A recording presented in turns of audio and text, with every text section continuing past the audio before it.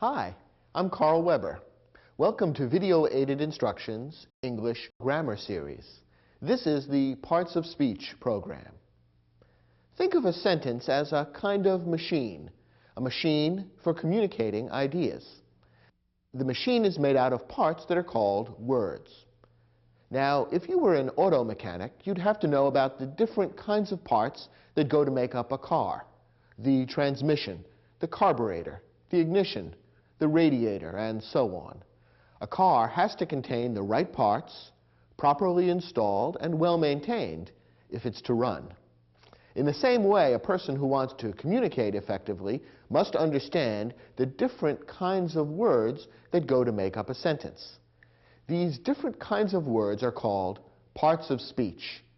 If you understand the parts of speech and how they fit together to make up a sentence, you'll understand how words are assembled to create sentences, and you'll be able to do so correctly and effectively.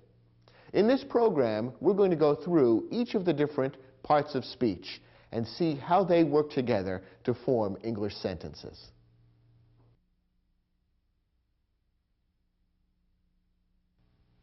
There are 9 different parts of speech in English.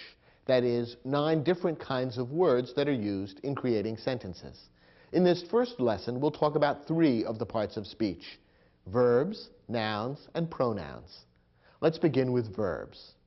As you recall, every sentence in English can be divided into 2 main parts: the subject and the predicate. The subject is what the sentence is about. The predicate tells something that the subject is or does. And within the predicate, the single most important word is the verb. A verb expresses action done by or to the subject, or it expresses a state of being of the subject. As you can see, the verb is always closely related to the subject. It tells either what the subject is or what the subject does. As you can imagine, there are many different kinds of verbs, because verbs express all kinds of actions, activities, or states of being on the part of the subject. Here are some examples of typical verbs: go, decorate, believe, is, appears. Let's look at each of these examples. Perhaps you can come up with a sentence in which each of these words would be used as a verb. Let's start with the first one, go. Can you come up with a sentence that uses the verb go? How about this one? I go to school every day.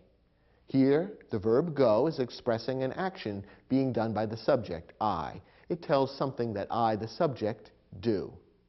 How about our second example, decorate? Can you come up with a sentence including that verb? Here's one. Every spring, we decorate the gym for our annual dance. Here, the verb decorate expresses an action being done by the subject, we. It tells something that we do. We decorate. How about the verb believe? I believe it's going to rain today. Here, the verb believe is expressing an action being done by the subject, I. Notice that in this case, the action is completely internal. It's a mental action, which means it's something that other people can't see happening. Nonetheless, it is an action. So the verb believe is expressing an action in that sentence. How about the verb is? Can you come up with a sentence that uses the verb is? The weather is cloudy today. Here, the verb is linked with the subject weather. Is it expressing an action or a state of being? The verb is expresses a state of being. It isn't telling us something that the weather is doing. Instead, it's telling us something that the weather is. It is cloudy today. How about our last example, appears? Is this verb a verb that expresses an action or a state of being? Well, the verb appears is an interesting example because it can do either one. In some sentences, the verb appears expresses an action. In other sentences, it expresses a state of being. Let's consider a couple of examples.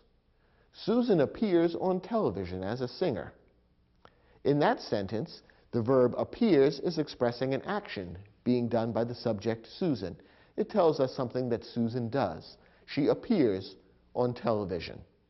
In that sentence, therefore, appears expresses an action. In other sentences, however, appears might express a state of being. For example, the weather appears cloudy. In that sentence, the verb appears is expressing a state of being. It is telling us something that the weather is, not something the weather is doing. When we say the weather appears cloudy, we mean more or less the same as the weather is cloudy. So a verb like appears can be either a verb expressing an action or a state of being. And there are a few verbs like that in English which can go either way. They can express a state of being or an action. Notice one other thing about verbs. Verbs may contain more than one word. When a verb consists of two or more words, it's called a verb phrase, and it's made up of a main verb and one or more helping verbs. Here are a few examples of verb phrases.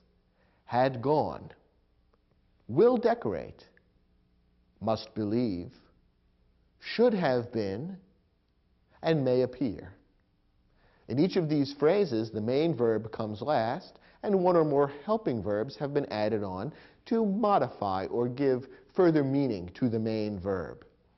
And in each case, the helping verbs somewhat change the meaning of the main verb. For example, they may change the time in which the action is occurring. Take, for example, the verb phrase, will decorate. When I say, we decorate the gym every year, we're talking about something that's happening now. But when we say we will decorate the gym next year, we're talking about something happening in the future. So the helping verb will changes the meaning of the main verb by expressing a particular time when the event will take place. When verbs are modified or changed in this way to influence or to express the time when the action will take place, then we're talking about creating different verb tenses. Verb tenses are used to express the time when an action or a state of being takes place. The whole subject of verb tenses and of properly using verbs is fairly complicated. In fact, it's so complicated that we've devoted an entire program to that subject. And if you're interested in learning more about how to use verbs properly, we recommend you watch that program. Let's move on to the second important part of speech, nouns. A noun names a person, a place, a thing, or an idea. Here are some examples of nouns. Student, Barbara, state, Cleveland, sofa, freedom. All of these are nouns because they name a person, a place, a thing, or an idea. Let's look at each example. What about student? What does that name? Well, that names a person, or at least a kind of person. How about Barbara? That names a person, and it names a specific person. We'll talk in a moment about the special kind of noun that Barbara represents. What about state? What does that name? Well, that names a place. A state would be one of the 50 states that goes to make up the United States, and it's a place where you might live. Cleveland also names a place. Again, a very specific place, a particular city within the United States. Sofa names a thing, and freedom names an idea.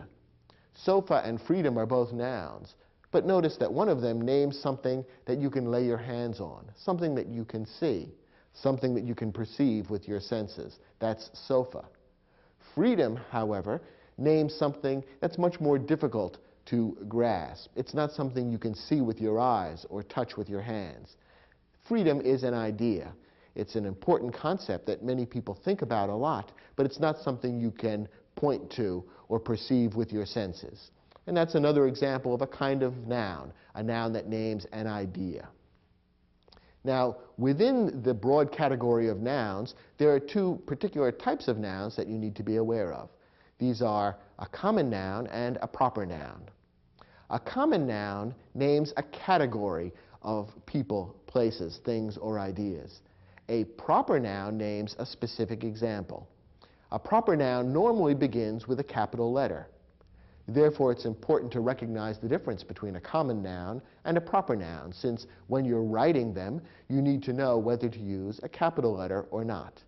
We've already seen a couple of examples of proper nouns. Barbara, a moment ago, is an example of a proper noun. Why? Because it names a specific example of a person, rather than a category of people, like student. That's why when the name Barbara is used in a written sentence, it would begin with a capital letter. In the same way, Cleveland is a proper noun. It names a specific example of a city rather than the broad general category of cities, so that the noun city would be a common noun, whereas Cleveland, which names a specific city, would be a proper noun. And that's why Cleveland would begin with a capital C when you were writing a sentence using the word Cleveland. Here are a couple of other examples to help you see the difference. The word month is a common noun because it describes a category of things. All the different months would fit into the category of month. May, however, would be a proper noun because it names a specific month of the year, the 5th month of the year in the Western calendar. One more example. The noun ocean is a common noun. It describes a general category of things. Large bodies of water are called oceans, and all the oceans in the world fit into that category. The word Atlantic is a proper noun. It names a specific example of an ocean, one particular ocean that's found in a certain place on the map. It's a vast place, of course, but nonetheless, it's one and only one ocean. So Atlantic is a proper noun and would always be written with a capital A. One other thing to know about nouns is that nouns may be singular or plural. In English, we draw these two distinctions between a singular noun, which refers to one and only one thing, person, place, or idea, and a plural noun, which refers to a number of people, places, things, or ideas. Two or more would be plural. In English, most plural nouns are formed simply by adding the letter S to the end of the singular noun. So, for example, the common noun a sofa would be made plural simply by adding an S at the end and turning it into sofas. If you have one sofa in your living room, you would spell it S-O-F-A. If you have two sofas or more, you would add an S at the end and the word becomes sofas, which is plural for sofa. There are a few nouns that change their form from singular to plural in a slightly different way. Some, for example, don't end in the letter S at all. The common noun man becomes men in the plural. Similarly, woman becomes women in the plural, and child becomes children in the plural. Some other words do add an S at the end, but also change their spelling in some other way when they move from singular to plural. So, for example, the noun leaf, which is singular, becomes leaves in the plural. The F turns into VE, and then the S is added as well. When you learn a new noun, perhaps by looking it up in the dictionary, make a note of how the plural is formed. And in particular, if the plural is formed in an unusual way, make a note of it so that you'll be able to spell it correctly the next time you use the word in a sentence. The third important part of speech is pronouns. A pronoun is a word that takes the place of a noun or a group of nouns. Here are some examples of pronouns. He, she, it, we, they, some, any, who, which, someone. There are many more examples of pronouns and various kinds of pronouns. Again, pronouns are a complicated subject, and we've devoted an entire program in this series to learning all about pronouns and how to use them correctly. So in this program, we're going to speak briefly about pronouns and explain some of the basics that you need to understand. We say that a pronoun takes the place of a noun or a group of nouns. Now, why would you want to use a pronoun in place of a noun or a group of nouns? The basic reason is to avoid unnecessary repetition. Suppose you were writing a story about someone named Mark, and Mark did a number of things in the story. It might get rather tiring to keep referring to Mark by name. Mark went for a walk. Mark walked in the park. Mark saw birds. Mark saw trees. Mark decided to go for lunch. and so on and so forth. By the time you finished reading one page of that story, the reader would be tired of hearing the name Mark repeated over and over and over again. Therefore, pronouns were invented to provide a little relief and a little variety. The second time you refer to Mark in that story, you don't have to use the noun Mark. Instead, you can substitute the pronoun he, or in other contexts, a pronoun like his or him. So, for example, your story about Mark could talk about Mark going for a walk and then saying he decided to have lunch. He went with his brother and they enjoyed lunch together. By using the pronouns he and his and they, the same nouns don't have to be repeated over and over again. The sentence becomes a little more enjoyable and interesting to read, and you don't have the boring repetition of the noun over and over again. So pronouns were invented basically as a way of adding greater variety to writing and making it unnecessary to keep repeating the same nouns over and over again. As you can see, a pronoun always refers back to some noun, or in some cases, a group of nouns. And it's important that the connection between the pronoun and the noun or nouns to which the pronoun refers be very clear. The word or words that a pronoun refers to is called the antecedent of the pronoun. Here are a couple of examples of how an antecedent works. Angela quickly ate her lunch. What pronoun do you notice in this sentence? The pronoun is her. Now, what noun does the pronoun her refer to? Or what noun does the pronoun her take the place of? It refers back to Angela. It takes the place of Angela because in writing this sentence, the author could have repeated that noun, Angela. The sentence could have said, Angela quickly ate Angela's lunch. But that sounds a little awkward and repetitious, doesn't it? So instead, the writer substituted the pronoun her for the noun Angela's and wrote, Angela quickly ate her lunch. That means that the antecedent of the pronoun her is Angela. Angela is the noun to which the pronoun her refers. And you'll notice that the two match in the following way. Is Angela a male or a female? Well, in English-speaking countries, the name Angela is normally used for a female, a woman, or a girl. And that's why the pronoun her has been used, because the pronoun her is also female. It refers to a woman or a girl. So the pronoun and the antecedent in this case have to match in terms of gender, that is, in terms of male or female. And in the special program All About Pronouns, we'll talk more about the importance of making sure that a pronoun and its antecedent match in various ways. Gender is one of the ways in which the pronoun and its antecedent have to match. Here's another example. Jeremy asked Paul to give him a ride. What's the pronoun in this sentence? Here the pronoun is him. Now, can you tell what noun him substitutes for or refers back to? In this case, the pronoun him refers back to Jeremy. We can tell by reading this sentence that Jeremy is asking Paul to give Jeremy a ride. That's the logical interpretation of the meaning of the sentence. So the pronoun him refers back to an antecedent, Jeremy. It's always important when you use a pronoun to be sure that you're clear as to what the antecedent is, so you can make sure that the meaning of the sentence is clear, and so that you can make sure that the pronoun and its antecedent match in every way that's important, including gender. In these two sentences, the pronoun does match the antecedent, and therefore the pronoun is correctly used. In your study guide, we've provided an exercise to test and reinforce the information you've learned in this lesson. Please turn to your study guide and try your hand at that first exercise.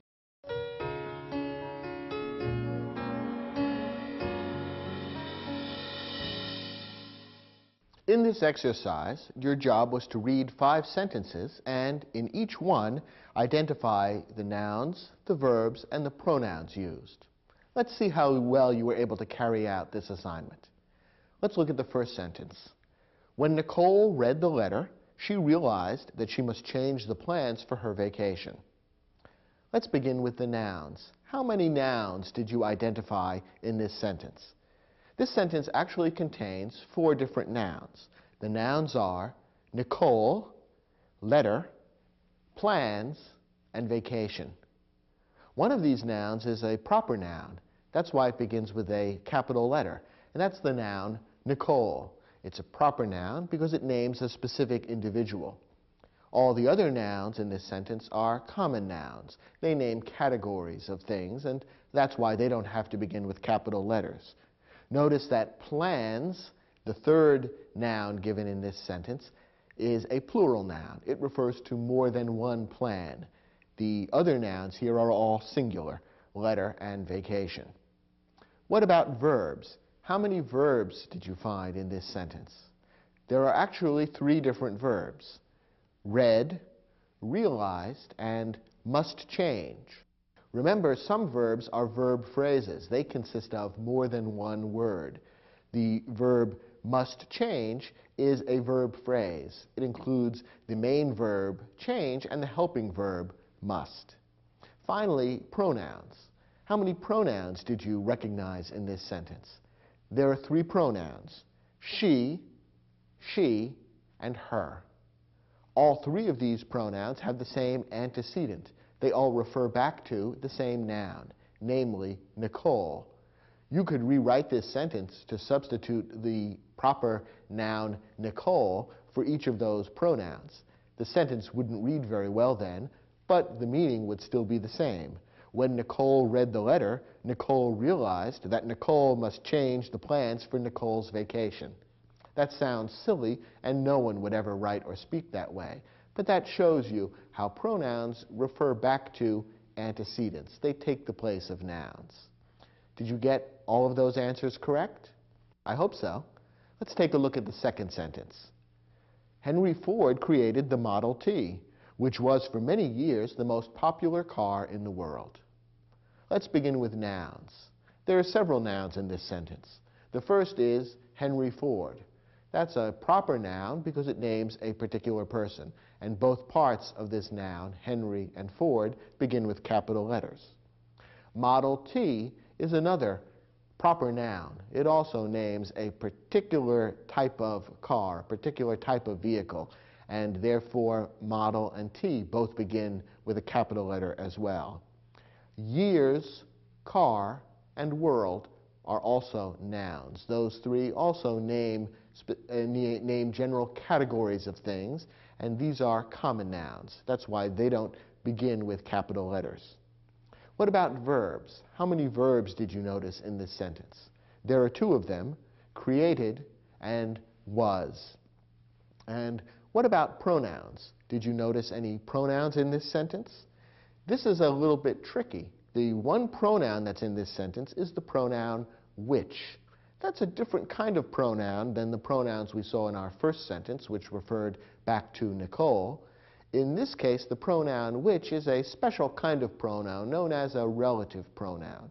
It's not important for you to remember the term right now, but generally speaking, relative pronouns are used to connect one clause or one part of the sentence to another. And in this case, you can see that the relative pronoun which connects the first and the second parts of this sentence together.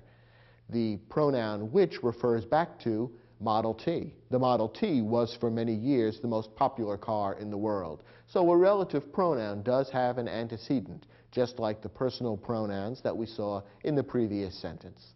Again, it's not important right now to learn the names of the different types of pronouns, but it's good to recognize that a word like which acts more or less the same way as a noun, but which takes the place of a noun, is in fact a pronoun, just as she or he are pronouns. Let's look at the third sentence. Is anyone in your class interested in attending next week's seminar on Italian painting? Again, let's begin with nouns. Which nouns did you recognize in this sentence?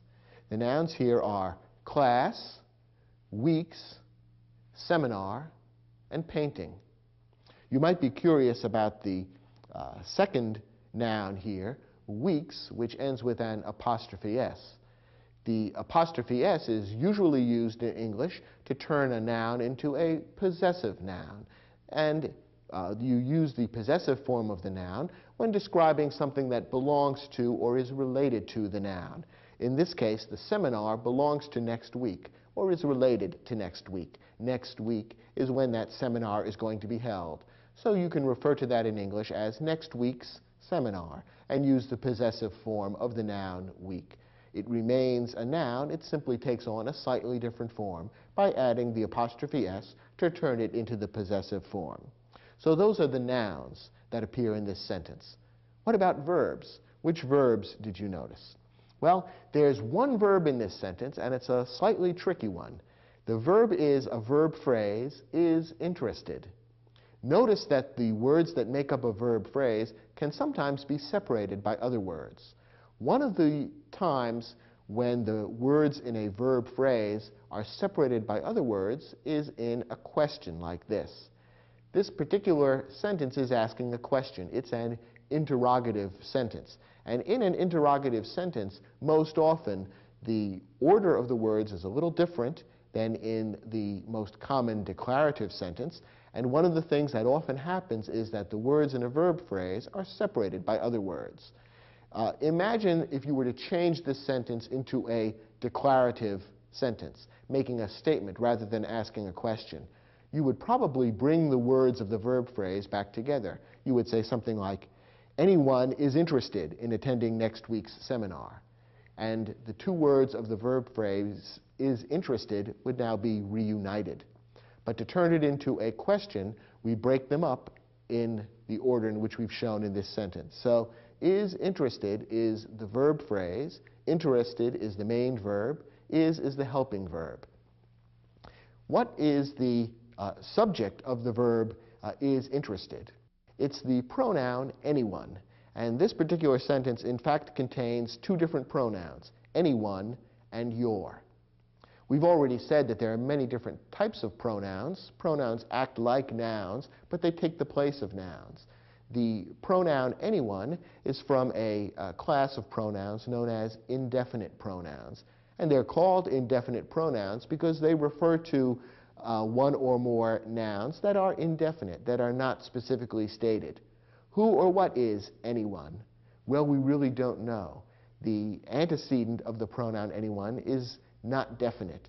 The person who is asking this question, the person who is stating this sentence, is referring to some unknown person in your class who might be interested in next week's seminar. Since the person is unknown, that person is referred to using an indefinite pronoun, anyone. Other examples of indefinite pronouns are someone and no one. All of these refer to people who are not specifically named, and that's why they're called indefinite pronouns. And finally, your is also a pronoun. And here, the antecedent doesn't appear in the same sentence. The antecedent, that is, the person to whom your is referring, is you. It's not exactly stated in the sentence, but it's something that's understood. When you or your are used as pronouns in sentences, the person who is being referred to is you, the listener, the person who is hearing the sentence, or the person to whom the sentence is addressed. So here we have a couple of pronouns being used in slightly unusual ways. We have the indefinite pronoun anyone and the pronoun your being used to refer to you, the person hearing the sentence. Let's look at our fourth example. Tim bought several beautiful rugs while he was traveling in Turkey. Again, let's begin with the nouns. How many nouns did you recognize here? Well, there are three. Two proper nouns, Tim and Turkey, and one common noun, rugs. How about verbs? How many of those did you recognize here? There are two. One is a single word, bought, which describes something that Tim did, and the other, a verb phrase, was traveling, describes something else that Tim did. Finally, what about pronouns? Did you notice any pronouns here? There's one, the pronoun he. And what's the antecedent of he? To whom does he refer? What is the noun that he takes the place of? The antecedent of he is Tim. The sentence could be rewritten and substitute Tim for he.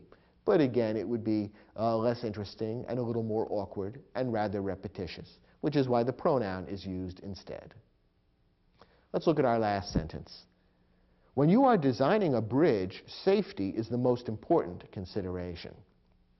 What nouns did you notice in this sentence? There are three nouns: bridge, safety, and consideration. Notice that bridge describes a thing, while safety and consideration describe ideas. Nouns very often refer to concrete physical things, things that can be seen or perceived with the senses, but remember that nouns can also refer to ideas. And safety and consideration are both ideas. They're things that you can't see or lay your hands on. No one can point to or touch something like safety. Instead, it's an idea in the mind, but it is used in the same ways as any other noun. For example, it's used as the subject of a verb. So that's how we recognize that safety and consideration are nouns, even though they don't describe concrete things the way most nouns do. What about verbs? What verbs did you notice in this sentence? There are two verbs. Are designing is a verb phrase, and is another verb. Are designing, of course, describes an action being taken by you, the subject of the verb. Is describes a state of being that affects the subject of that particular verb, which is safety. And finally, pronouns. Are there any pronouns in this sentence? You is the only pronoun, and once again, its antecedent, the thing it refers to, is you, the person who is hearing the sentence. How many of these identifications did you get right? I hope most or all of them. If you're ready now, let's move on to Lesson 2.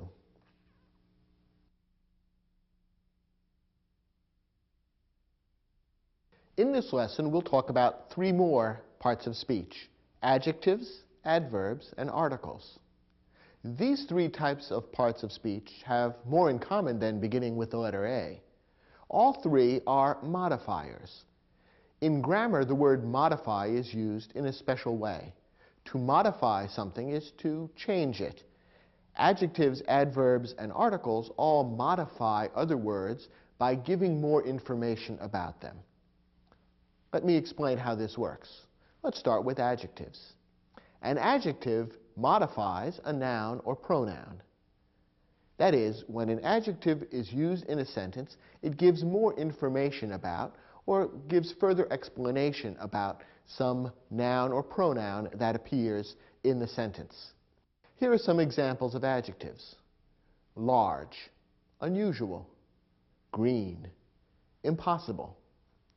Each of these words, if they were used in a sentence, would give more information about a noun or pronoun that appears somewhere in the sentence. They give more information, and therefore we say they modify the noun or pronoun. For example, if I were writing a sentence about a boat, that word boat would be a noun. If I described it as a large boat, the adjective large would be modifying the noun boat and would be giving us more information about the boat. It would be telling us something about what kind of boat it is. In the same way, the adjective unusual would give more information about the noun hat in a phrase like that unusual hat. The green tree, the adjective green gives more information about the tree. And an impossible task, the adjective impossible gives more information about or explains something more about the noun task. Now, in each of the phrases that I've just used as an example, the adjective comes before the noun. And in the English language, that's usually where adjectives go. However, adjectives can also be used in another way in sentences. The adjective can come after a verb of being, and the verb of being would then link the adjective to the noun, which is the subject of the verb. So, for example, rather than referring to that impossible task in a phrase like that, I could say, this task is impossible. Now, the noun task is the subject of the verb of being, is. And what comes after the verb of being is the adjective impossible. So you can see that in that sentence, the verb of being is links the noun task and the adjective impossible, and shows that the two belong together. So an adjective most often comes before a noun in a sentence in English, but it can also come after a verb of being, which links the adjective to the noun or pronoun to which it refers. So look for adjectives in both of those places. Now, sometimes a word which is usually used as a noun or pronoun can be used in a sentence as an adjective. That is, it can be used in such a way as to modify a noun or pronoun, or to give more information about that noun or pronoun. Let me show you a couple of examples to illustrate what I mean. Look at this sentence. I like to watch baseball. Now, in that sentence, the word baseball is a noun. It's a thing, an activity that I like to watch. I guess you might describe it as an idea that's being named by the noun baseball. However, now look at the same word baseball in this sentence. Willie Mays was a great baseball player. How is the word baseball being used in this sentence? Well, in this case, the word baseball is not being used as a noun. It's not describing a thing that I like to watch or that Willie Mays did. Instead, it's being used as an adjective to give more information about a noun that appears elsewhere in the sentence. The noun is player. Willie Mays was a player. What kind of player was he? Well, there are actually two adjectives here that give more information about what kind of player Willie Mays was. He was a baseball player, and he was a great player. So those two adjectives, great and baseball, are being used to modify or give more information about the noun player. Player is a word describing a kind of person. It's a noun. And great and baseball are both being used as adjectives in this sentence. So the same word baseball, which was a noun in our previous sentence, is being used as an adjective here. And that's quite common in English.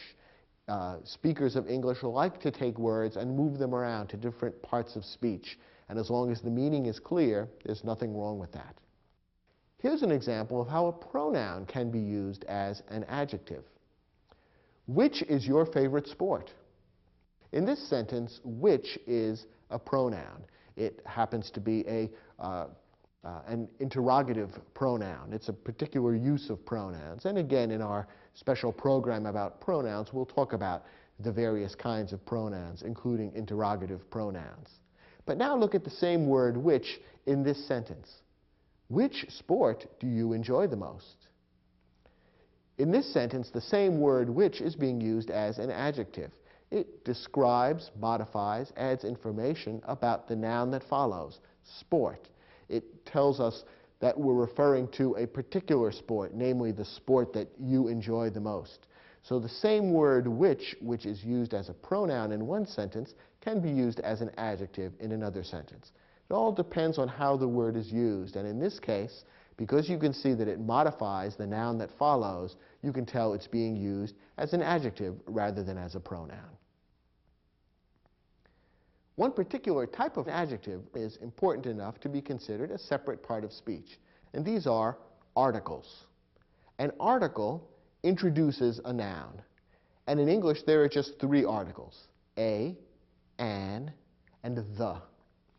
The is called the definite article because when it's used, it states that the noun that follows is one specific noun as opposed to any example from the category. A and an are indefinite articles because when they are used, they are referring to any example from within the category. So, for example, if I say, gee, I would like an apple for lunch, I'm not specifying any specific apple. I'm just saying any old apple would be great for my lunch. If I say, I would like the apple for lunch, I'm referring to the one apple that I see on the counter in front of me right now. So that's the difference between an indefinite article and a definite article. The only difference between a and an, which are both indefinite articles, is that an is used in front of a word that begins with a vowel sound, an open sound like apple or orange. The article a is used before a noun that begins with a consonant sound, a closed sound like potato or tomato. So you'd refer to a potato, a tomato, an orange, an apple. The third type of modifying word is an adverb. An adverb modifies a verb or an adjective or another adverb. When an adverb is used in a sentence, it generally tells us how. It gives more information about the action described by the verb or the quality described by the adjective or even another adverb. Adverbs often end in ly, but not always. Here are some examples of typical adverbs, and we'll consider some examples of how these might be used in sentences. Adverbs include words like quickly, soon, very, rather, to, and not. That last example of an adverb, not, is one of the most commonly used. It often is used to interrupt a verb phrase. In other words, the word not is used in between words of a verb phrase, and when it's used in this way, it is negating the meaning of the verb phrase. It turns the verb from something that is happening into something that is not happening. And in fact, in the sample, in the way I just used the word not, that illustrates how the word not, the adverb not, is used to interrupt a verb phrase. We could refer to something that is happening, and is happening is the verb phrase, or something that is not happening. And by inserting the adverb not in the middle of the verb phrase, we turn the phrase into a negative rather than a positive. Adverbs are most often used to modify verbs. They tell how the action occurred. So, for example, you might say, he walks quickly. Here we have the adverb quickly, and it modifies or gives more information about the verb walks. Walks describes an action in this sentence, and quickly tells us a little bit more about what that action is like. It's a quick walk. It's walking that is being done quickly. It tells us how the walking is being done. So quickly, the adverb modifies the verb walks in this sentence. Notice how adverbs can also be used to modify adjectives or even other adverbs. Compare the sentence we just said, he walks quickly, with the following other sentences to see how these combinations of words can work together. He walks quickly. Quickly is an adverb modifying the verb walks. Now let's say he is quick. The word quick, what part of speech is that in this sentence? In this sentence, the word quick is an adjective. It describes he, the pronoun he. It modifies he, tells us something about him. He is quick. And it follows the linking verb be and links the pronoun he with the adjective quick. So he is quick gives us a pronoun, a verb, and an adjective. Now what about this sentence? He is very quick. This is the same sentence except that the word very has been inserted. What part of speech is the word very? Well, very is an adverb. It's one of the more common adverbs, and in this case, the adverb very modifies or refers to the adjective quick. How quick is he? He's very quick. It gives us more information about that adjective. It tells us exactly how quick he is. So in this case, we have an adverb very, which modifies an adjective. That illustrates how an adverb can sometimes modify an adjective. Finally, look at this sentence. He walks too quickly for me. Let's look at this sentence. He walks too quickly. What about the word quickly? Let's analyze that to begin with. What part of speech is that? Well, we've seen that words that end in ly are very often adverbs, and quickly is an adverb. What word does it modify in this sentence? It modifies the verb walks. It tells how he walks. He walks quickly. So quickly in this sentence is an adverb modifying the verb walks. Now what about the word too? He walks too quickly. What part of speech is too? Well, too is another adverb, and in this case, too is modifying the adverb quickly. Remember we said that an adverb can modify a verb, it can modify an adjective, or it can modify another adverb. This is an example of an adverb modifying another adverb. Quickly is an adverb modifying the verb walks. It tells us how he walks quickly. The adverb too modifies the adverb quickly. It tells us how quickly he walks, too quickly. So, as we've seen in these examples, an adverb can modify a verb, it can modify an adjective, or it can modify another adverb. Notice that the adverb not, which we mentioned as one of the most important and common adverbs, is often contracted to N''T. To contract a word means to shorten it by leaving out some of the letters. And when you make a contraction in English, you mark the letters that have been omitted with an apostrophe. So the adverb not is shortened into the contraction N''T. So for example, look at these two sentences. William is not going to the movies with us. Here the adverb not appears in the middle of the verb phrase is going. Remember that the adverb not isn't part of the verb phrase, even though it interrupts it. The verb phrase in this sentence is going. Not is an adverb which, in this case, interrupts the verb phrase or appears in the middle of it and changes its meaning to a negative. He is not going to the movies with us. Now look at this sentence. Sharon isn't going either. What's the verb phrase in this sentence? In this sentence, the verb is going.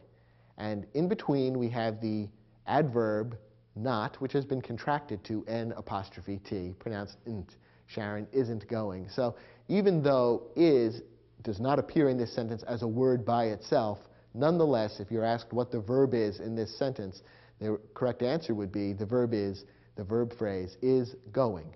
And not, the contraction N''T, has been stuck in the middle to negate the meaning. This sentence could have read, Sharon is not going either. But most often, for ease of reading, we would contract not to N''T and turn it into Sharon isn't going either. The use of contractions is considered slightly less formal than using the full word. So depending on the kind of writing you're doing, you may or may not choose to use contractions. But in most writing, contractions are considered appropriate, and this is an example of how they're used. So remember that the adverb not would not be considered part of the verb phrase, even though most often it would interrupt it. In your study guide, we've provided an exercise that will give you a chance to test your understanding of these concepts related to adjectives, articles, and adverbs.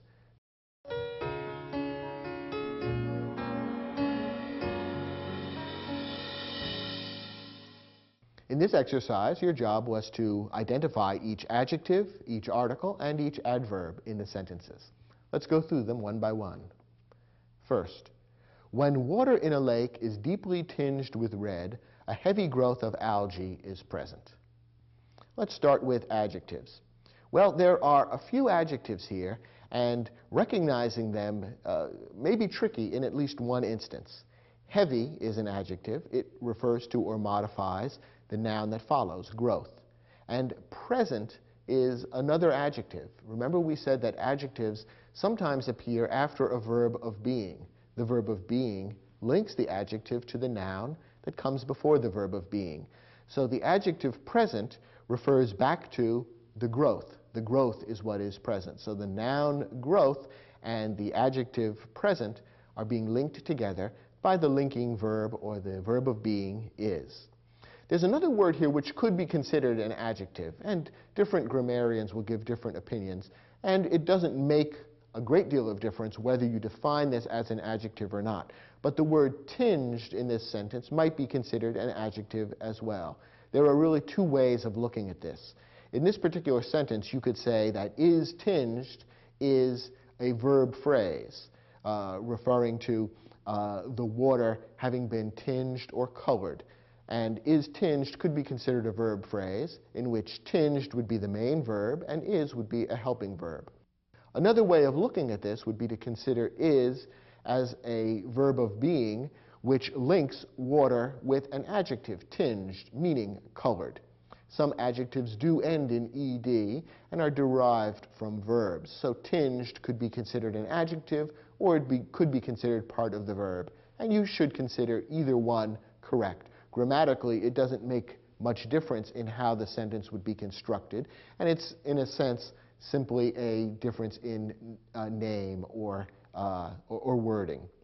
So those are the adjectives in the sentence. You might have been tempted by the word red, because the word red is often used as an adjective. You might refer to the red ball that came bouncing down the street, in which case red is an adjective describing the noun ball. In this case, however, red is being used as a noun.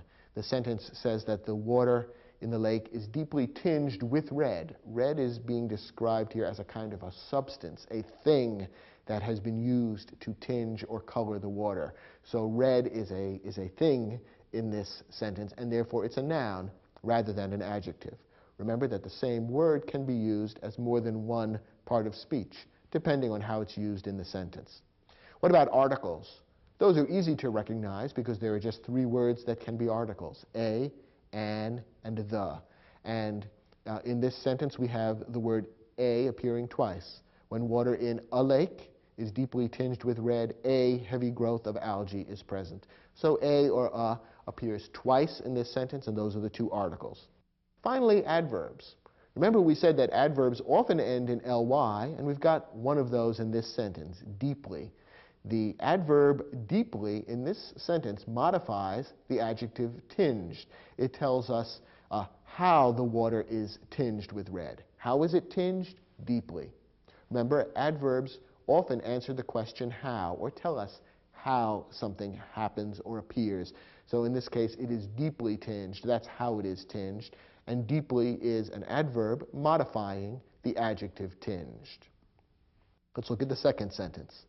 If Peter has enough free time next summer, he will visit southern Italy on his vacation. We have three adjectives in this sentence. Free is an adjective modifying the noun time. It tells what kind of time, free time. Next is an adjective modifying the noun summer. It tells us what summer, which summer, next summer. It gives more information about the summer being referred to. Finally, southern is an adjective. It modifies the proper noun, Italy. It gives us more information about Italy, or it tells us more about Italy. What part of Italy? Southern Italy. There's no article in this sentence. The words a, an, and the don't appear, but there is one adverb, enough. The adverb enough in this case modifies the adjective free. Remember, we saw that free is an adjective modifying the noun time. Enough is an adverb giving us more information about free, or about the free time. How much free time, or what kind of free time? Enough free time. So enough is an adverb modifying the adjective free in this sentence. How about our third sentence? Auto racing is generally considered one of the most dangerous sports in the world. Let's look for adjectives first. The first word in the sentence is an adjective, auto. Remember, we pointed out that some words that are usually used as nouns can sometimes be used as adjectives when they are used in such a way as to modify other nouns. That's what's happening here. The word auto is most often used as a noun. You refer to an auto coming down the street. The auto is a thing that is being referred to, and therefore it's a noun. In this case, however, we have the noun racing, describing or naming an activity, and we have auto being used as an adjective to give more information about the racing. What kind of racing? Auto racing. So here we have a word that's usually a noun being used as an adjective. Auto is an adjective. Considered is another word which, in this particular sentence, could be considered either an adjective or a verb. It could be considered part of the verb phrase is considered, or it could be considered an adjective which is linked to the noun racing by the be verb is. So considered could be considered an adjective or a verb, depending on which term you happen to prefer. Either one could be correct. Dangerous is another adjective. In this sentence, it modifies or gives more information about the noun sports. And we have two articles in this sentence. Both of them are the, one of the most dangerous sports in the world. So both of those should have been marked on your sheet as articles. Finally, there are two adverbs. Generally is an adverb. Again, notice the ending ly, which is commonly found on adverbs, and it modifies the adjective considered. How or when is it considered a dangerous sport? Generally. So it gives more information about that adjective considered. And remember, a word that modifies an adjective is an adverb. And most is another adverb. We're told that auto racing is generally considered one of the most dangerous sports in the world. So it's a dangerous sport. Dangerous is an adjective. And how dangerous? Most dangerous. So most is an adverb which gives more information about the adjective dangerous. An adverb modifying an adjective. Let's look at our next sentence. Silver Blaze was recently selected as the best story about the adventures of the famous detective Sherlock Holmes. We've got a number of adjectives here. The first one is the first word in the sentence, silver. We can see from the way it's being used here that silver is an adjective giving information about the noun blaze. What kind of blaze? A silver blaze. Silver is a word describing a color, and color words very often are used as adjectives. Selected could be considered an adjective. Once again, it's on the borderline between an adjective or a verb. Best is an adjective. It modifies or gives more information about the noun story. And famous is an adjective. It modifies or gives more information about the noun detective. So silver, selected, best, and famous could all be considered adjectives. We have three articles in this sentence. All of them happen to be the word the. The best story about the adventures of the famous detective Sherlock Holmes. And there's one adverb, recently. Again, it has the telltale ly ending, and it tells more about or modifies the adjective selected.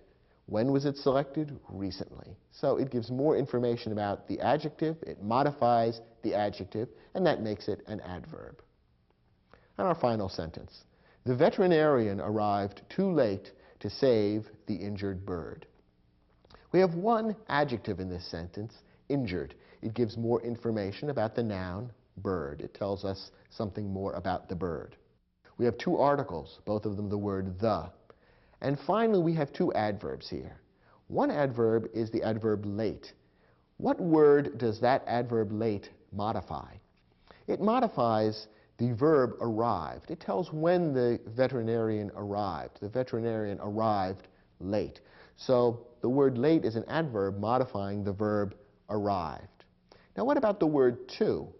You might remember to from our list of common adverbs. What does to modify in this sentence? Well, in this sentence, to modifies the adverb late. How late did the veterinarian arrive? Too late. So it gives more information about the adverb late. And remember, an adverb can modify a verb, it can modify an adjective, or it can modify an adverb. So in this case, we have one adverb late modifying the verb arrived, and then we have another adverb to modifying the adverb late. Two adverbs in a row, too late. Did you get most of these words correct? I hope so. When you're ready, let's move on to the next lesson.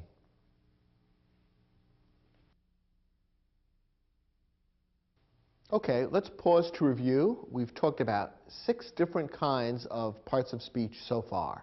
Verbs, nouns, pronouns, adjectives, articles, and adverbs. We have 9 parts of speech to talk about altogether, so there are 3 more to do. In this lesson, we'll talk about 2 kinds of connecting words, prepositions and conjunctions. First, a preposition relates a noun or pronoun to another part of the sentence. There are many different kinds of prepositions. Many of them are short words which describe a relationship between the noun or pronoun that follows and the rest of the sentence. Here are some examples of prepositions. In, for, by, from, with, to, below, through, and there are many more. One thing that's special about prepositions is that they're always followed by either a noun or a pronoun, most often a noun. The whole combination of words, the preposition and the noun that follows, is called a prepositional phrase. So whenever you see a preposition, always look for the entire prepositional phrase that the preposition introduces. So you would always see a preposition followed by a noun or a pronoun, and altogether that combination of words makes a prepositional phrase, which fits into the sentence and adds further information about the meaning of the sentence. So looking at the prepositions I just listed for you, you can imagine for yourself a number of prepositional phrases that these prepositions could be part of.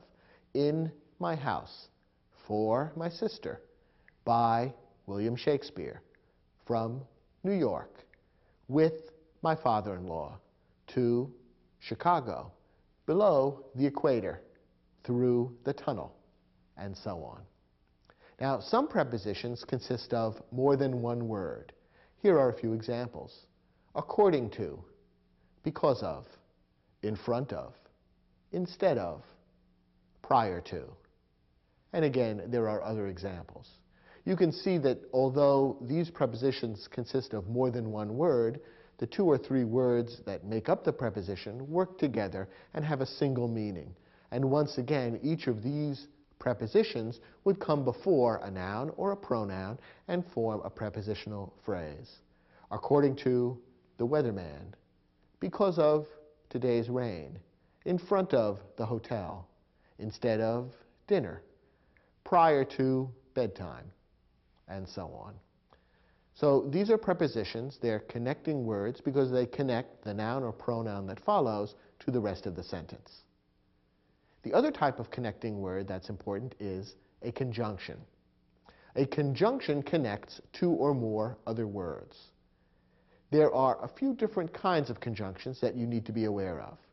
First, coordinating conjunctions. A coordinating conjunction connects words, phrases, or clauses. And there are 7 different coordinating conjunctions.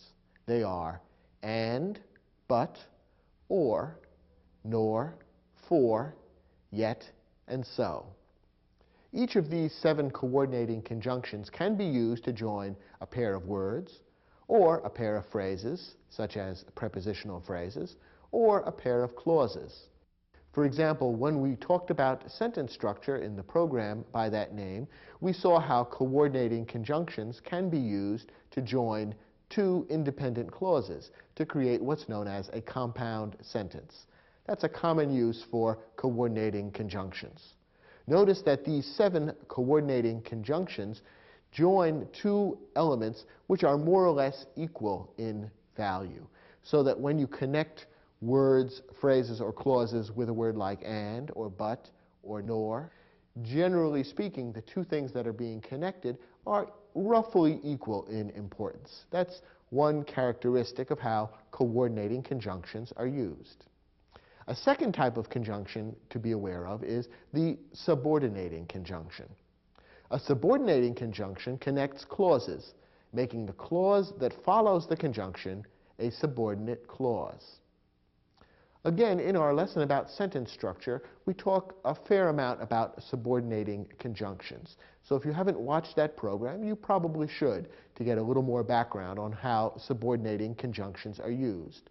Subordinating conjunctions make the clause that follows into a subordinate clause, meaning one that can't stand alone as a sentence. For example, take a subordinating conjunction such as if. If the subordinating conjunction if is put in front of a clause, a group of words including a subject and a verb, that clause can no longer stand alone as a sentence. It becomes a subordinate clause, one that needs to be connected to another clause to make a complete sentence. So, for example, we might have a clause like the following. It rains this afternoon. That could stand alone as a sentence. However, when we put the subordinating conjunction if in front of it, it can no longer stand alone as a sentence. If it rains this afternoon, suddenly it feels incomplete. Something more needs to be added to turn it into a complete thought. If it rains this afternoon, the picnic will be canceled. A subordinating conjunction then creates a subordinate clause, which means a clause that can't stand alone as a sentence. Notice the difference between a subordinating conjunction and a coordinating conjunction. We said that coordinating conjunctions join two things that are more or less equal in importance. A subordinating conjunction joins one thing which is independent, an independent clause, and a clause which is subordinate, less important, can't stand alone as a sentence. So whereas a coordinating conjunction links two things that are equal in value, the subordinating conjunction links two things that are unequal or different in value and importance. Here's the third and final kind of conjunction to be aware of, the correlative conjunction. A correlative conjunction comes in pairs, and there are four most important correlative conjunctions to be aware of: both and, either or, neither nor, not only but also. And the most important thing to be aware of about correlative conjunctions is that they always should be used correctly in pairs. So whenever you begin with both, you need to follow up with and.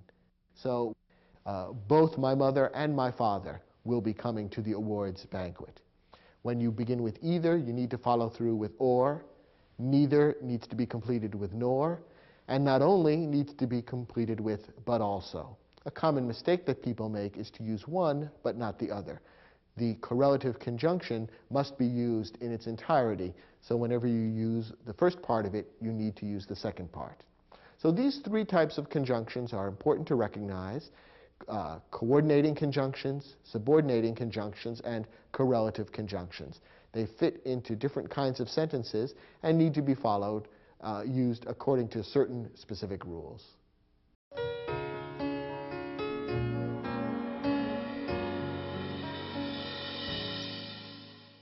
For this exercise, your job was simply to identify the conjunctions and the prepositions that appear in these sentences.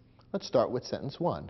If gasoline prices keep rising, driving to work will become more and more expensive. Well, there are two conjunctions in this sentence. The sentence begins with a subordinating conjunction, if. That's one of the most common subordinating conjunctions. It introduces a clause which is a subordinate clause, a clause that can't stand alone as a sentence. If gasoline prices keep rising, that can't stand alone as a sentence. It's a subordinate clause, and the word that introduces it is a subordinating conjunction, if. The other conjunction is and. Remember that there are 7 coordinating conjunctions which connect words or phrases or clauses that are more or less equal in importance. Here, and is connecting the word more and more expensive. And is the most common of the 7 coordinating conjunctions. So that's the second conjunction that appears in this sentence. There's one preposition, to, driving to work. Remember that a preposition always introduces a prepositional phrase, and what follows the preposition is a noun or a pronoun. In this case, work is a noun. Work is one of those words that can be used as more than one part of speech. Work is often used as a verb. When you say, I work in the garden, you are using it as a verb because it describes action. In this case, driving to work uses work as a noun. Here, in this case, it almost describes a place. That's where you are driving to, work. So work is a noun in this case. It's the object of the preposition to. The whole thing is the prepositional phrase to work. So to is the preposition here. Let's look at the next sentence. In my opinion, Picasso was the greatest painter of the 20th century and one of the greatest of any era. There's just one conjunction in this sentence. It's the common coordinating conjunction and. It appears near the end of the sentence. However, there are 4 prepositions, and in fact, prepositions often appear in large numbers in sentences. Many sentences have several prepositional phrases, and this sentence illustrates that. In my opinion is the first prepositional phrase. In is the preposition. Of the 20th century is a prepositional phrase, beginning with the preposition of and ending with the noun a century. Of the greatest is another prepositional phrase, and of any era is a prepositional phrase. So the 4 prepositions here are in, of, and of. Notice that this sentence includes 4 prepositional phrases, 3 of which begin with the preposition of. And yet the sentence doesn't sound terribly repetitive or awkward, does it? In my opinion, Picasso was the greatest painter of the 20th century and one of the greatest of any era. It sounds fine. And that illustrates the fact that in English, it's easy to use several prepositional phrases in a sentence and create a sentence whose meaning is clear and which sounds perfectly correct and easy to read. So there's one of the lessons of this particular program, that prepositional phrases are very versatile and are good to use to express complicated meanings in English. Here's our third sentence. Neither the coach nor the players could explain the dismal performance turned in by the soccer team against their local rivals. This sentence you might have found a little more tricky. There is a conjunction in this sentence that might have been a little difficult for you to recognize. This is a correlative conjunction. Remember, those are conjunctions that work in pairs, and the correlative conjunction appears near the beginning of the sentence, neither nor. Remember, we said that when you use neither, you have to always follow up with nor. Those two words always belong together, so when you begin with neither, you need to use nor within a few words. So in this sentence, the correlative conjunction neither nor has been used correctly. Neither the coach nor the players. The correlative conjunction in this case is being used to connect two nouns, coach and players. We don't have any other conjunctions in the sentence, but we do have two prepositions, introducing, of course, prepositional phrases. By is the first preposition, introducing the prepositional phrase by the soccer team, and against their local rivals. Against is the preposition, and against their local rivals is the prepositional phrase. You might have been confused by the use of the word in. The word in can sometimes be a preposition. You could say, in my house, and there you have a prepositional phrase beginning with the preposition in and ending with the noun house. However, in this sentence, the word in is actually part of an idiomatic phrase. I use that expression, although I haven't used the word idiomatic previously in this program. In this case, the sentence refers to the dismal performance turned in by the soccer team against their local rivals. I think you can hear that the word in is really linked here to the verb turned, and together the word turned in, or that phrase, creates a kind of a verbal idiom, which means the performance registered by the soccer team, or the performance that the soccer team gave that day. So turned in, rather than in being a preposition introducing a prepositional phrase, turned in instead is kind of a verbal phrase, idiomatic, meaning that's just an expression that's used in English, and the word in this case, is not being used as a preposition, but rather is connected to the verb turned, and the whole thing becomes a verbal idiom with a particular meaning, the two words being connected almost as one thing. So the word in there might have been tempting to be marked as a preposition, but the way it's used in this sentence, it really doesn't operate that way. Remember, a preposition would always be followed by a noun, which isn't the case here. Our next sentence. According to most surveys, parents usually prefer sending their children to schools located in the neighborhoods where they live. Well, there are two clauses here, and the second clause is introduced by a subordinating conjunction. Remember that a clause is any group of words that includes a subject and a verb. And this sentence ends with the clause, where they live. That's a subordinate clause. It contains the verb live, the subject they, and it begins with the subordinating conjunction where. Because of that subordinating conjunction, this clause can't stand alone as a sentence. You couldn't say where they live and leave that alone as a sentence.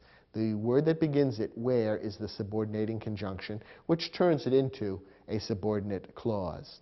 There are also three prepositions in this sentence, and the first one is made up of more than one word, according to.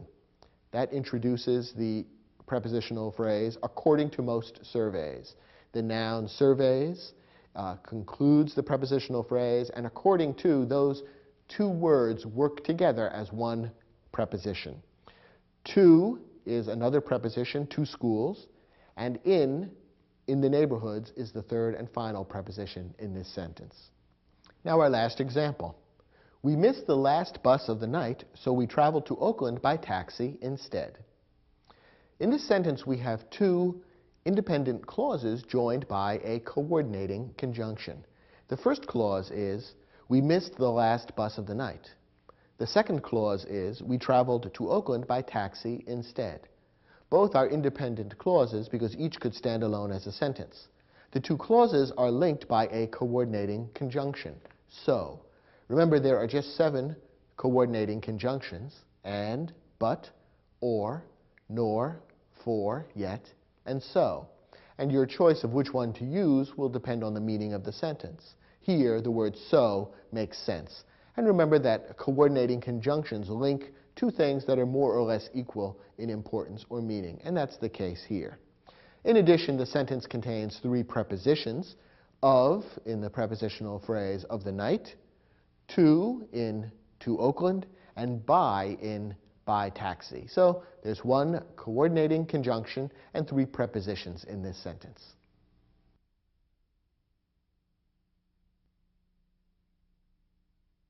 We've gone through 8 of the 9 parts of speech, so that means there's only 1 left.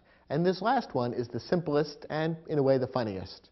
An interjection expresses a strong emotion and is not grammatically connected to the rest of the sentence. In other words, an interjection is a word that just kind of hangs out there by itself. Doesn't happen in writing very often, happens a little more often in speech, but it isn't much of a grammatical problem. Here are some examples of interjections. Gosh, yikes, ouch, hooray, or Homer Simpson's favorite, dough. Those are interjections. And since they're not connected grammatically to the rest of the sentence, you don't need to know much about them. Recognizing parts of speech is, for some students, a little tricky. Why is it important to be able to recognize parts of speech in a sentence? It's because in order to apply the rules of proper grammar, you need to know what kind of words you're dealing with, because there are particular rules that apply to the use of verbs, nouns, pronouns, adjectives, and so on. We've already talked a bit about some of those rules, and in all the other programs that are part of this series, more of those rules and their applications will be explained. So being able to recognize parts of speech in the sentences that you write is rather important. Here are a couple of tips about how to recognize parts of speech in sentences that you're writing. First, the easiest thing to find is usually the main verb. So look for the verb that appears in the sentence when you're trying to identify parts of speech in your sentences. Then look for the subject of the verb, that is, the person, place, thing, or idea which does the action of the verb, or which the state of being of the verb refers to. That subject will be a noun or a pronoun. Once you've identified the verb and the noun or pronoun which is the subject of the verb, you can then begin to fill in the rest of the sentence. You can identify the modifying words, adjectives, articles, and adverbs. You can identify the connecting words, the conjunctions and prepositions. And little by little, you can fill out all the rest of the sentence and understand how it all works together. So begin by identifying the verb, then look for the subject of the verb, and gradually fill in the other parts of the sentence. That's usually the easiest way to understand the structure of a sentence. And remember, too, that the same word may be used as more than one part of speech. We've already seen a couple of examples, but let me leave you with one more illustration of this important fact. So you can't tell, remember, a word's part of speech just by looking at it in isolation. You need to look at how it's being used in the sentence. Take a word like surprise. A word like surprise can be used as more than one part of speech. In this sentence, Ben surprised Nancy with a party on her birthday. The word surprised is being used as a verb. It describes the action that Ben took, what he did in the sentence. How about in this sentence? It was a surprise party. Here, surprise is being used as an adjective. It modifies or gives more information about the noun party. It tells what kind of party, a surprise party. How about in this sentence? That was quite a surprise. Here, surprise is being used as a noun. It's a thing. The party is being described as a certain type of thing, namely a surprise. So, in these three sentences, the word surprise is being used first as a verb, then as an adjective, then as a noun. This is a very common phenomenon in the English language, the same word being adapted to serve several different purposes. So always look carefully at the word in the context of the sentence before you decide what part of speech it is. In your study guide, we have an exercise designed to test and to let you practice your ability to recognize parts of speech.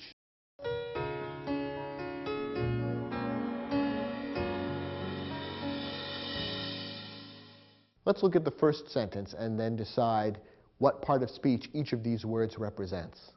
My car gets 30 miles to the gallon. Following my recommendation a moment ago, let's start by looking for the verb. The verb here is gets. What is the subject of the verb?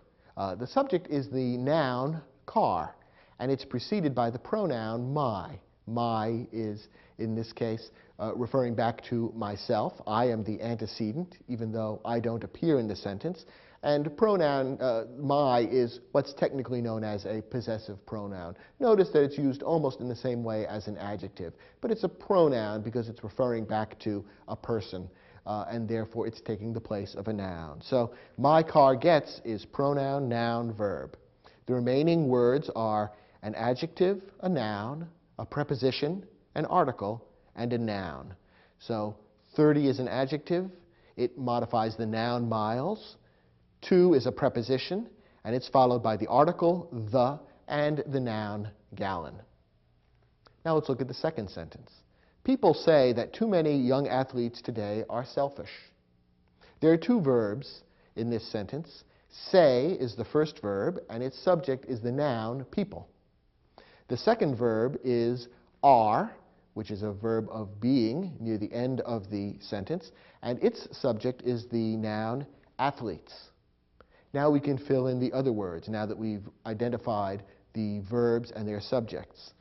The word that is a pronoun. Technically, it's known as a relative pronoun, and what it's doing is introducing a subordinate clause.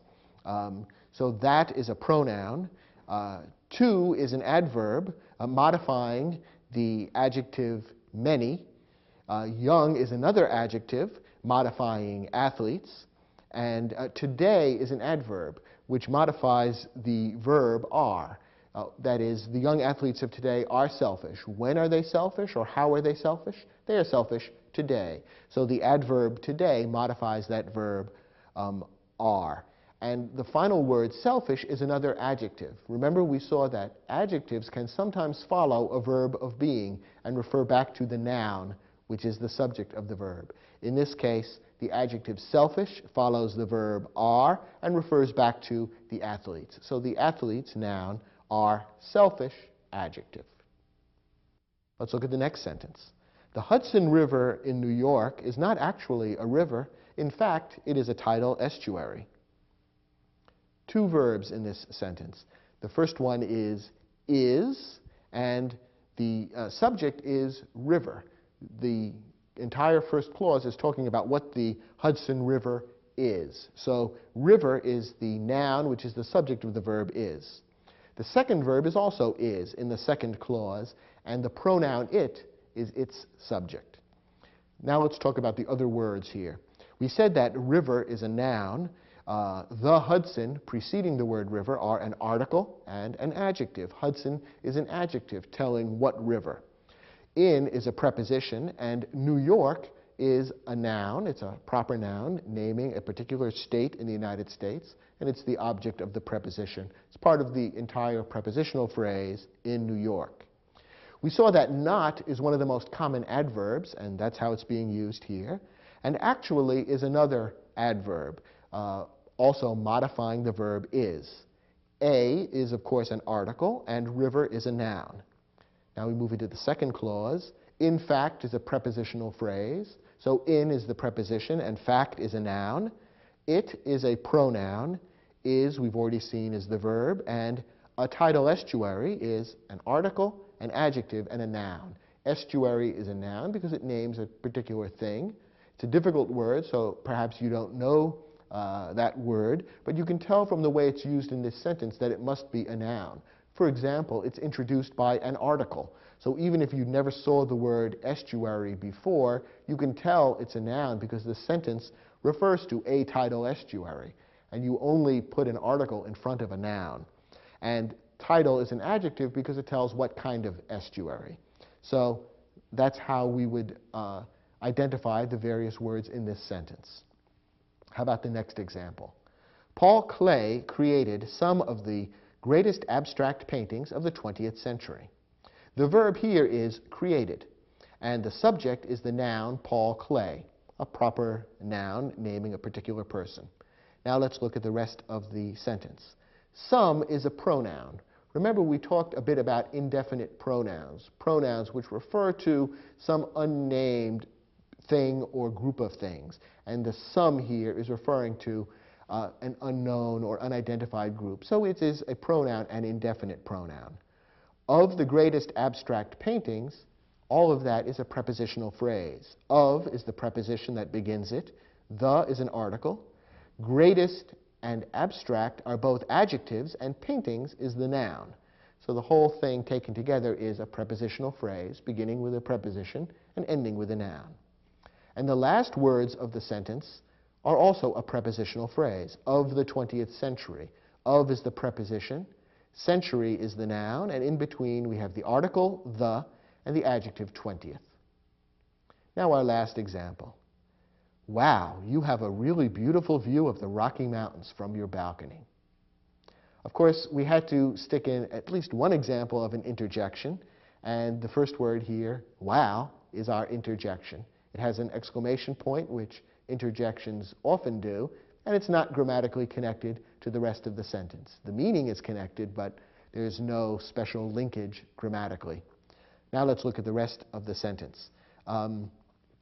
The verb is have, and the subject of the verb is you, which is a pronoun. So you have, pronoun and verb, that's the heart of the sentence.